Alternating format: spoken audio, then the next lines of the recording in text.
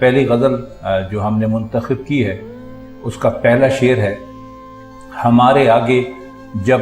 تیرا کسو نے نام لیا، دل ستم زدہ کو ہم نے تھام تھام لیا۔ اس میں ایک لفظ آپ کو ذرا اجنبی لگ رہا ہوگا، کسو، یہ پرانی اردو ہے، اصل میں اس کا مطلب ہے کسی، اور دل ستم زدہ کہتے ہیں وہ دل جس کے اوپر بہت زیادہ ظلم ہوئے ہوں۔ تو شاعر اکثر و بیشتر جو ان پر مظالم ہوتے تھے اس کا ذمہ دار اپنے محبوب کو ٹھہراتے تھے۔ لیکن ہم پہلے بھی آپ سے کئی مرتبہ عرض کر چکے ہیں کہ کسی شاعر کا اپنے محبوب پر رکھ کر دراصل شکوہ دنیا سے ہوتا ہے، اس معاشرے سے ہوتا ہے، اس سماج سے ہوتا ہے جس میں وہ رہتا ہے۔ تو اس کو اکثر و بیشتر ویسے ہی لیا کیجیے۔ جب وہ ابرو خنجر اور آنکھیں تیر اور اس قسم کی باتیں کرتا ہے کوئی شاعر، تو اس کا مطلب یہ نہیں ہوتا کہ اس کا محبوب واقعتاً ایسا ہے۔ دراصل یہ دنیا کے بارے میں اس شاعر کا اپنا مشاہدہ ہوتا ہے جس کو وہ کسی اور پہ رکھ کے کچھ اور الفاظ استعمال کر کے دنیا کے سامنے رکھتا ہے۔ تو یہ کہنا کہ شعراء، اکثر ہمارے لوگ جو سطحی مطالعہ کرتے ہیں شاعری کا، ان کا یہی خیال ہوتا ہے کہ شعراء جو ہیں وہ اکثر و بیشتر کسی خاتون کے عشق میں اور فراق میں اپنے آپ کو تباہ کر چکے ہیں اور انہی کی مظالم کا تذکرہ کر رہے ہیں۔ تو ایسا ہوتا نہیں ہے۔ وہ جب محبوب کا ذکر کرتے ہیں تو اس سے ان کا مطلب دنیا بھی ہو سکتی ہے اور وہ دوسرے ذرائع ہو سکتے ہیں جس سے کسی پر ظلم کیا جا سکتا ہے۔ تو وہ یہ کہہ رہے ہیں، اصل میں ان کا مرکزی خیال جو ہے وہ یہ جب ہے کہ جب ہم تیرا نام کسی سے سنتے ہیں تو ہمارا دل بہت بری طرح سے بے چین ہو جاتا ہے، مضطرب ہو جاتا ہے، تڑپنے لگتا ہے، اور بار بار ہمیں اپنے دل کو سنبھالنا پڑتا ہے، کیونکہ عشق کے لیے، ایک سچے عاشق کے لیے محبوب کو بھلانا ممکن نہیں ہے۔ اور اس شعر میں عشق کی بے چینی کا تذکرہ کیا ہے کہ محبت میں محبوب کی ذات سے لگاؤ پیدا ہو جاتا ہے اور عاشق اس کا نام سنتے ہی بےتاب ہو جاتا ہے۔ تو میر اپنے محبوب سے کہہ رہے ہیں کہ تیرے نام کے ساتھ جو احساس بے وفائی کا غم ہے، یعنی تیرا نام آتا ہے تو اس میں دو طرح کے احساس پیدا ہوتے ہیں۔ ایک تو احساس یہ پیدا ہوتا ہے کہ ہم تیرے عاشق ہیں اور تو ہمارا محبوب ہے، اور دوسرا احساس یہ پیدا ہوتا ہے کہ تو بے وفا بھی ہے، اور جو تیرا تصور ہے وہ ہوتے ہی ایک پریشانی ہمیں شروع ہو جاتی ہے۔ اور اب اگرچہ تو ہمیں چھوڑ چکا ہے اور ہمارا تیرا کوئی واسطہ نہیں ہے، مگر اب بھی جب کوئی ہمارے سامنے تیرا نام لیتا ہے تو ہمیں جو ہمارا تیرا ایک ماضی میں تعلق رہا ہے وہ سبھی کچھ یاد آ جاتا ہے، اور پھر ہمارا دل اس قدر تڑپتا ہے کہ جیسے سینے سے باہر آ جائے گا، اور پھر ہمارا یہ عالم ہوتا ہے کہ ہم اپنے آپ کو سنبھالنے پر مجبور ہو جاتے ہیں۔ تو امید ہے کہ یہ شعر آپ کی سمجھ میں آ گیا ہوگا۔ اب اس کا اگلا شعر دیکھتے ہیں۔ قسم جو کھائیے تو تالے زلیخا کی، عزیز مصر کا بھی صاحب ایک غلام لیا۔ اب اس میں مشکل لفظ تو ہے تالے۔ تالے کا مطلب ہوتا ہے قسمت یا نصیب یا نصیبہ، کچھ بھی کہہ لیجئے۔ اور عزیز مصر جو ہے اس میں اسی واقعے کی طرف اشارہ کیا گیا ہے، حضرت یوسف علیہ السلام والے واقعے کی طرف، کہ عزیز مصر جو، تو وہ یہ کہتے ہیں کہ یہ اگر آپ کو قسم ہی کھانی ہے تو آپ کو زلیخا کے قسمت کی قسم کھائیے، یعنی وہ انتہائی قسمت والی عورت تھی کہ جس نے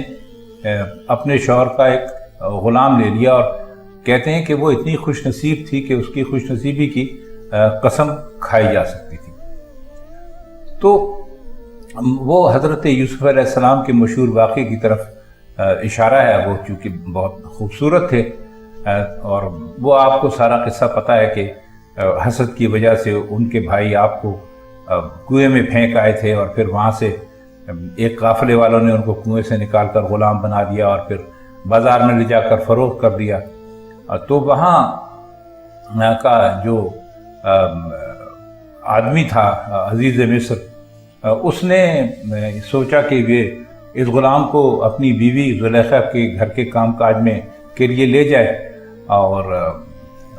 وہ ایک بس وہ اس کو لے گئے وہاں پر، اور انہوں نے اس کے حوالے اس کو کر دیا، اور پھر اس نے یوسف علیہ السلام میں دلچسپی لینا شروع کی۔ تو یہ جب عزیز مصر کے سامنے یہ واقعہ پیش ہوا تو وہ حضرت یوسف علیہ السلام کے اچھے کردار کی وجہ سے انہوں نے اعلیٰ عہدہ دے دیا۔ تو وہ یہ کہتے ہیں کہ زلیخا وہ خوش قسمت عورت ہے کہ ایک غلام جو تھا وہ وہاں سے نکلا، یعنی غلامی سے نکلا، کنویں سے نکالے گئے، اور پھر اس کے بعد ان کو ایک بہت ہی اعلیٰ عہدے پر فائز کر دیا گیا۔ تو ایک خوش نصیب عورت تھی، تو اس کے نصیب کی قسم ہم کھا سکتے ہیں۔ اگلا شعر ہے کہ خراب رہتے ہیں مسجد کے آگے مے خانے، نگاہ مست نے ساقی کی انتقام لیا۔ مے خانہ اس جگہ کو کہتے ہیں، آپ سب کے علم میں ہوگا، شراب خانے کو کہتے ہیں، اور نگاہ مست اس نگاہ کو کہتے ہیں جو دوسروں کو مست کر دے، مطلب ایک اس کو دیکھتے ہی دوسرے جو ہیں وہ مست ہو جائیں۔ اصل میں شاعر جو ہیں وہ اپنے محبوب کی آنکھوں میں کو نشہ دلانے والی چیز قرار دیتے ہیں، تو وہ اپنے محبوب کے حسن کو بیان کر رہے ہیں کہ بھئی میرا محبوب کیسا ہے، تو انہوں نے اپنے محبوب کو ساقی سے تشبیہ دی ہے کہ جب لوگ متقی تھے، نیک تھے، پرہیزگار تھے، تو مسجدیں آباد ہوا کرتی تھیں اور میخانے ویران ہوتے تھے، تو مسجدوں کی رونق دیکھ کر ساقی جلتا تھا۔ ساقی اسے کہتے ہیں جو شراب پلانے والے کو۔ تو اس نے اپنے آپ کو سجا سنوار کر اور اپنی آنکھوں کو نشیلا بنا کر لوگوں کی توجہ دلائی، تو لوگ جو تھے وہ میخانوں کا رخ بھی کرنے لگے، اور لوگ بڑھ بڑھ کر جام پیتے رہے اور ساقی کی آنکھوں کا مزہ لیتے رہے۔ تو کہتے ہیں کہ بالکل اسی طرح جو ہمارا محبوب ہے، تو اس نے بھی لوگوں کی توجہ حاصل کرنے کے لیے خوب بناؤ سنگار کیا، اپنے آپ کو سنوارا، سجایا، اور لوگ جو تھے اس کے نشیلی آنکھوں کے جو شراب تھی وہ پی کے وہ ہوا کہ جو بہت عبادت گزار لوگ تھے وہ تک شرابی بن گئے، اور مسجدیں ویران ہونے لگیں، اور مست نگاہوں کے سے کوئی بھی نہیں بچ سکا۔ تو ہمارے محبوب کی نگاہوں کا جو ہے جس نے جام پی لیا، بس وہ ہمیشہ شراب کے نشے میں رہا، مدہوش ہی رہا وہ۔ تو انہوں نے اس کی مثال یہ دی ہے کہ خراب رہتے تھے مسجد کے آگے میخانے، مسجد جو ہے وہ آباد رہتی تھی اور میخانوں میں کوئی نہیں جاتا تھا، تو ہمارا جو ساقی تھا اس نے اپنی نگاہ مست ایسی ڈالی کہ وہ مسجدوں میں جانے والے میخانوں میں جانے لگے۔ اگلا شعر ہے کہ وہ کج روش نہ ملا راستے میں مجھ سے کبھی، نہ سیدھی طرح ان نے میرا سلام لیا۔ کج کہتے ہیں ٹیڑے کو، اور روش کہتے ہیں راستے کو۔ کج روش یعنی جو سیدھے راستے سے بھٹکا ہوا ہو۔ عموماً شعراء جو ہیں وہ اپنے جو ان کے محبوب ہوتے ہیں ان کو ان کے کردار کی بہت زیادہ تعریف نہیں کرتے، کبھی ساتھ میں یہ بھی کہتے ہیں کہ بھئی وہ ہم سے بھی نظریں ملاتا ہے اور رقیب سے بھی ہے۔ غالب کو بھی اپنے محبوب سے یہی شکایت رہتی تھی۔ اب آپ اگر ہماری یہاں پر شرح کی ہوئی کلام غالب کی غزلیں سنیں تو آپ کو اندازہ ہوگا کہ غالب بھی یہی گلہ کیا کرتے تھے، اور میر بھی یہی گلہ کر رہے ہیں اکثر و بیشتر۔ تو وہ اصل میں تو اپنے جو محبوب ہے اس کی لاپرواہی کے بارے میں بات کر رہے ہیں کہ میرے محبوب میں جو ہے وہ تیری محبت، یعنی میں اتنا گم ہوں، لیکن تو نے کبھی نہ ہم سے سیدھی طرح بات کی اور نہ ہم سے کبھی ایک اچھا سلوک کیا۔ آپ نے اس میں دیکھیے، اس کے دوسرے مصرع میں ہے، نہ سیدھی طرح سے ان نے میرا سلام لیا۔ ان نے سے مراد ہے ان کی اس نے، ہم پہلے آپ سے عرض کر چکے ہیں کہ یہ پرانی اردو ہے، تو اس میں آپ کو اس قسم کی کچھ نہ کچھ باتیں ملیں گی جو آپ کو عجیب لگیں گی، لیکن یہ اتنی مشکل نہیں ہوتی۔ جب آپ یہ کلام باقاعدگی سے پڑھنا شروع کریں گے تو یہ آپ کی سمجھ میں خود بخود ہی آ جائے گا کہ وہ کسی کو کہہ رہے ہیں یا اس کے معنوں میں انہوں نے استعمال کیا ہے۔ تو وہ اس زمانے کی اردو تھی جو بہرحال مزہ دیتی ہے آج بھی اگر پڑھیں تو۔ اگلا شعر ہے اس کا کہ مزہ دکھا دیں گے بے رحمی کا تیری صیاد، گر اضطراب اسیری نے زیر دام لیا۔ اس میں لفظ ہے، آپ نے دیکھا ہوگا صیاد۔ صیاد کہتے ہیں شکاری کو، یعنی وہ شکاری جو پرندوں کو پکڑتا ہے اور اس کے بعد انہیں قید کر دیتا ہے، پنجرے میں بند کر دیتا ہے۔ تو اس سے کہہ رہے ہیں گر اضطراب اسیری۔ دیکھیے اضطراب کہتے ہیں بے چینی کی کیفیت کو۔ کہنا وہ یہ چاہ رہے ہیں کہ جب ایک حد تک ظلم اور ستم برداشت کیا جا سکتا ہے اور اس کے بعد وہ اس قدر بے چین ہو جاتا ہے اور بے قرار ہو جاتا ہے کہ جو اس کو پکڑ کر لانے والا ہوتا ہے وہ خود بیان ہو جاتا ہے۔ انہوں نے اصل میں کہا یہ کہ ایک پرندہ جو ہے وہ بہت ہی ظلم و ستم سہ رہا ہے، اس کا نشانہ بن رہا ہے، تو وہ اپنے محبوب پر رکھ کے بات کرتے ہیں کہ ہم تیری محبت میں ہیں اور تو ہمارے اوپر ظلم کر رہا ہے۔ تو وہ یہ کہتے ہیں، تو وہ صیاد والی مثال دیتے ہیں کہ ایسا ہے کہ جیسے بہت زیادہ ظلم کیا جائے کسی کے اوپر، اور ہم جو ہے نا وہ ہماری جو مظلومیت ہے اور تیرے جو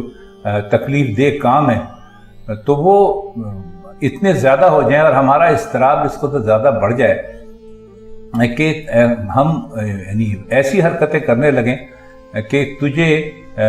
تو بھی پریشان ہو جائے۔ تو وہ پھر اس کے بعد وہی شاعروں والی بات ہے کہ وہ کہتے ہیں کہ پھر ایک وقت آئے گا کہ ہم مر جائیں گے اور یہ ہماری اور بے چینی اور بے قراری جو ہے وہ تجھے دے جائیں گے، کیونکہ جب ہم مر جائیں گے تو ہمیں یاد کرے گا، تڑپے گا اور ہمیشہ اس تکلیف سے دوچار رہے گا۔ تو اس لیے ہم کہتے ہیں کہ ہم پر بس اتنا ظلم کر کے برداشت کر لیں، ورنہ اس کا انجام تیرے لیے بھی اچھا نہیں ہوگا اور میرے لیے بھی اچھا نہیں ہوگا۔ اصل میں وہ ایک بات اور بھی کہنا چاہتے ہیں کہ یہ جو ہمارا محبوب ہے یہ اپنے چاہنے والے کا اس قدر امتحان دیتا ہے کہ وہ چاہنے والے جو ہیں وہ تنگ آ کے اس کو چھوڑ جاتے ہیں، اس سے دور ہو جاتے ہیں، اور پھر جو محبوب جو ہے وہ ان کی یاد میں تڑپنے لگتا ہے۔ تو بتانے کی کوشش یہ کر رہے ہیں کہ اگر آپ کو چاہے، آپ سے محبت کرے، تو آپ اس کا اس قدر امتحان نہ لیں کہ وہ آپ سے بیزار ہو کر ہی وہاں سے بھاگ لے۔ میرے صدیقے سے میری نبھی محبت میں تمام عمر میں ناکامیوں سے کام لیا۔ سلیقہ کہتے ہیں کسی کام کو اچھے طریقے سے کرنے کو، اور نبھانا تو آپ جانتے ہیں پار لگ جانا۔ تو وہی کہہ یہ رہے ہیں کہ میں جو ایک عاشق ہے اس کو ساری زندگی تکلیفوں سے واسطہ پڑتا ہے، اور وہ ابتدا میں تو تھوڑا صبر و ضبط سے کام بھی لیتا ہے، لیکن پھر ایک وقت آتا ہے کہ وہ اس کا جو صبر ضبط ہے اور وہ تحمل ہے وہ ختم ہو جاتا ہے، وہ پاگلوں کی سی حرکتیں کرنے لگتا ہے، اس میں سے تہذیب ساری رخصت ہو جاتی ہے اور ایسے کام کرتا ہے کہ بدنام ہو جائے۔ بہت سارے شعراء نے اس استعارے کو یا اس تشبیہ کو استعمال کیا ہے اپنے آپ کو بدنام کر لینے کی، تو لیکن وہ کہتے ہیں کہ میں ایسا آدمی نہیں تھا۔ میں نے جب مجھ پر محبت میں وہ کٹھن وقت پڑے کہ جس میں لوگ پاگل ہو جاتے ہیں، دیوانے ہو جاتے ہیں اور بدنام ہو جاتے ہیں، تو جب وہ بدنام ہوتے ہیں تو ان کے ساتھ ساتھ محبوب بھی بدنام ہو جاتا ہے۔ آپ کے سامنے ہے لیلا مجنوں کی مثال کہ جب مجنوں کا ذکر آتا ہے تو لیلا کا ذکر بھی آتا ہے۔ تو وہ کہتے ہیں کہ ہم نے ایسا نہیں کیا، ہم نے تو بڑے ایک اچھے سباؤ سے اور شائستگی سے محبت کی، اور جو محبوب ہم پہ ظلم کرتا رہا ان کو ہم نے بڑی ہنستے ہوئے ان کو برداشت کیا، اور کبھی ہم نے یہ دنیا سے نہیں کہا کہ جی ہم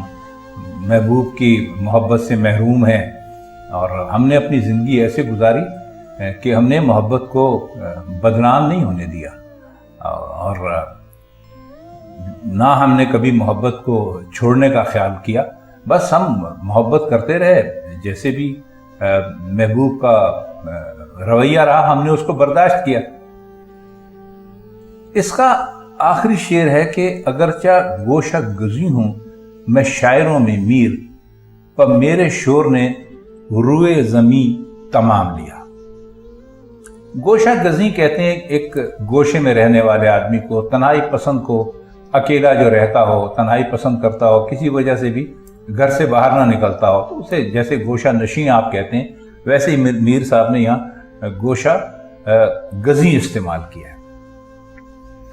تو یہ کہتے ہیں کہ میں جو ہوں بہت ہی تنہائی پسند واقع ہوں، اور کوئی بھی آدمی ہو اس میں یہ تو اس کو شوق ہوتا ہے کہ بھئی وہ سب کو نظر آئے، کئی لوگوں کو خواہش ہوتی ہے اس بات کی، اور لوگوں کا موقع بھی ہوتا ہے، لیکن یہ کہتے ہیں کہ میں جو ہوں نا وہ ایسا آدمی نہیں ہوں، مجھے تو صرف اکیلے رہنا پسند ہے، اور میں بالکل اس چیز کو پسند نہیں کرتا کہ لوگ میں اپنے آپ کو لوگوں میں نمایاں کروں، ان کو دکھاؤں، ان کو بتاؤں، مجھے اصل میں اس کی ضرورت نہیں ہے۔ وہ اس کی وجہ کیا کہتے ہیں؟ وہ کہتے ہیں میرے شور نے روئے زمیں تمام لیا۔ وہ کہتے ہیں کہ مجھے اس کی ضروری نہیں ہے کہ جو میرا شور ہے، یعنی جو کچھ میں نے لکھ دیا ہے تو وہ ساری دنیا میں پھیل گیا ہے، اور میری شہرت پوری دنیا میں عام ہو گئی ہے۔ مجھے کس کی ضرورت ہی نہیں ہے کہ میں اپنے آپ کو دنیا کے سامنے پیش کروں اور بتاؤں، اور لوگوں کو یہ باور کراؤں کہ جی میں امیر ہوں اور میں کتنا بڑا شاعر ہوں۔ مجھے اس کی ضرورت نہیں ہے کہ میرا جو شعر ہے اس کا جو شور ہے روئے زمین، یعنی زمین کا چہرہ تو نہیں کہتے، بس روئے زمین کو آپ زمین ہی سمجھیے۔ تو ان کا کہنے کا مطلب یہ کہ بے پناہ شہرت، تو وہ یہ کہہ رہے ہیں کہ مجھے تو ویسے ہی اللہ تعالیٰ نے میرے شعروں کی وجہ سے بے پناہ شہرت دے رکھی ہے، تو مجھے کیا ضرورت ہے کہ میں اپنے آپ کو نمایاں کروں اور اپنا تعارف کراتا پھروں۔ تو خواتین حضرات، یہ تھی میر تقی میر کی ایک منتخب غزل، جس کے مشکل الفاظ کے معنی ہم نے آپ کی خدمت میں پیش کیے اور کچھ ٹوٹی پھوٹی تشریح بھی کی۔ اگر آپ آئندہ کبھی میر کے دیوان سے اس غزل کو پڑھیں گے تو ہمیں امید ہے کہ یہ غزل آپ کو اچھی طرح آپ کی سمجھ میں آ جائے گی۔ تو پھر آپ سے ملاقات ہوتی ہے میر تقی میر کی کسی اور غزل کے ساتھ کسی اور محفل میں۔ تب تک کے لیے ہم آپ سے اجازت چاہتے ہیں۔ خدا حافظ۔